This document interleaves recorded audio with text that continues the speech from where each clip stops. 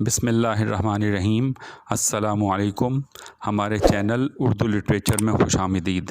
سب سے پہلے آپ ہمارے چینل کو سبسکرائب کریں اور بیل آئیکن دبا دیں۔ اس کلپ میں ہم آپ کو منٹو کی مختصر کہانی مزدوری سنائیں گے۔ یہ کہانی مختصر کہانیوں کے مجموعے سیاہ حاشیے سے لی گئی ہے اور یہ کہانی بھی 1947 کے فسادات کے پس منظر میں لکھی گئی ہے۔ مزدوری۔ لوٹ کھسوٹ کا بازار گرم تھا۔ اس گرمی میں اضافہ ہو گیا جب چاروں طرف آگ بھڑکنے لگی۔ ایک آدمی ہارمونیم کی پیٹی اٹھائے خوش خوش گاتا جا رہا تھا۔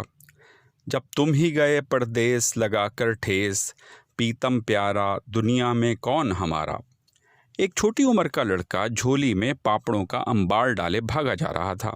ٹھوکر لگی تو پاپڑوں کی ایک گڈی اس کی جھولی میں سے گر پڑی۔ لڑکا اسے اٹھانے کے لیے جھکا تو ایک آدمی نے، جس نے سر پر سلائی کی مشین اٹھائی ہوئی تھی، اس سے کہا، رہنے دے بیٹا رہنے دے، اپنے آپ بھن جائیں گے۔ بازار میں دھب سے بھری ہوئی ایک بوری گری۔ ایک شخص نے جلدی سے بڑھ کر اپنے چھرے سے اس کا پیٹ چاک کیا۔ آنتوں کی بجائے شکر، سفید سفید دانوں والی شکر ابل کر باہر نکل آئی۔ لوگ جمع ہو گئے اور اپنی جھولیاں بھرنے لگے۔ ایک آدمی کرتے کے بغیر تھا۔ اس نے جلدی سے اپنا تہبند کھولا اور مٹھیاں بھر بھر کر اس میں ڈالنے لگا۔ ہٹ جاؤ ہٹ جاؤ، ایک تانگا تازہ تازہ روغن شدہ الماریوں سے لدا ہوا گزر گیا۔ اونچے مکان کی کھڑکی میں سے ململ کا تھان پھڑپھڑاتا ہوا باہر نکلا۔ شعلے کی زبان نے ہولے سے اسے چاٹا۔ سڑک تک پہنچا تو راکھ کا ڈھیر تھا۔ پوں پوں پوں پوں، موٹر کے ہارن کی آواز کے ساتھ دو عورتوں کی چیخیں بھی تھیں۔ لوہے کا ایک سیف 10-15 آدمیوں نے کھینچ کر باہر نکالا اور لاٹھیوں کی مدد سے اس کو کھولنا شروع کیا۔ کاؤ اینڈ گیٹ دودھ کے کئی ٹین دونوں ہاتھوں پر اٹھائے اپنی ٹھوڑی سے ان کو سہارا دیے ایک آدمی مکان سے باہر نکلا اور آہستہ آہستہ بازار میں چلنے لگا۔ بلند آواز آئی، آؤ آؤ لیمونیڈ کی بوتلیں پیو، گرمی کا موسم ہے۔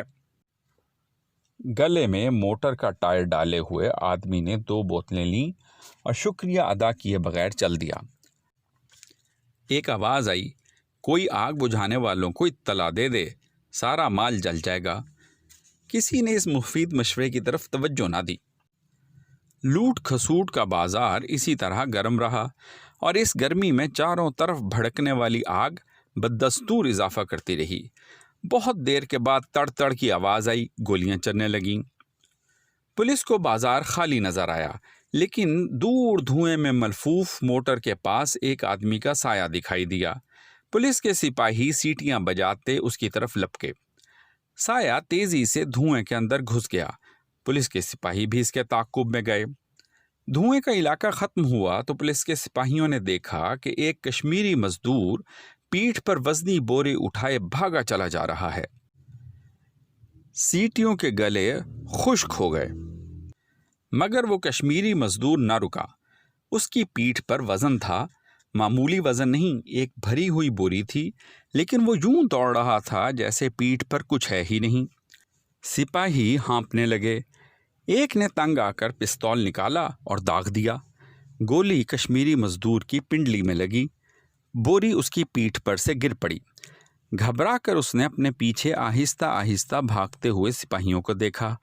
پنڈلی سے بہتے ہوئے خون کی طرف بھی اس نے غور کیا، لیکن ایک ہی جھٹکے سے بوری اٹھائی اور پیٹھ پر ڈال کر پھر بھاگنے لگا۔ سپاہیوں نے سوچا، جانے دو، جہنم میں جائے۔ ایک دم لنگڑاتا کشمیری مزدور لڑکھڑایا اور گر پڑا۔ بوری اس کے اوپر آ رہی۔ سپاہیوں نے اسے پکڑ لیا اور بوری سمیت لے گئے۔ راستے میں کشمیری مزدور نے بار بار کہا، حضرت آپ مجھے کیوں پکڑتی ہے؟ میں تو غریب آدمی ہوتی، چاول کی ایک بوری لیتی، گھر میں کھاتی، آپ ناحق مجھے گولی مارتی۔ لیکن اس کی ایک نہ سنی گئی۔ تھانے میں کشمیری مزدور نے اپنی صفائی میں بہت کچھ کہا، حضرت دوسرا لوگ بڑا بڑا مال اٹھاتی، میں فقط ایک چاول کی بوری لیتی۔ حضرت میں بہت غریب آدمی ہوتی، ہر روز بھات کھاتی۔ جب وہ تھک ہار گیا تو اس نے اپنی میلی ٹوپی سے ماتھے کا پسینہ پونچھا اور چاولوں کی بھری بوری کی طرف حسرت بھری نگاہوں سے دیکھ کر تھانے دار کے آگے ہاتھ پھیلا کر کہا، اچھا حضرت، تم بوری اپنے پاس رکھو، میں اپنی مزدوری مانگتی 4 آنے۔ اگر آپ کو ہماری کہانی پسند آئی ہو تو اسے لائک کریں اور شیئر کریں۔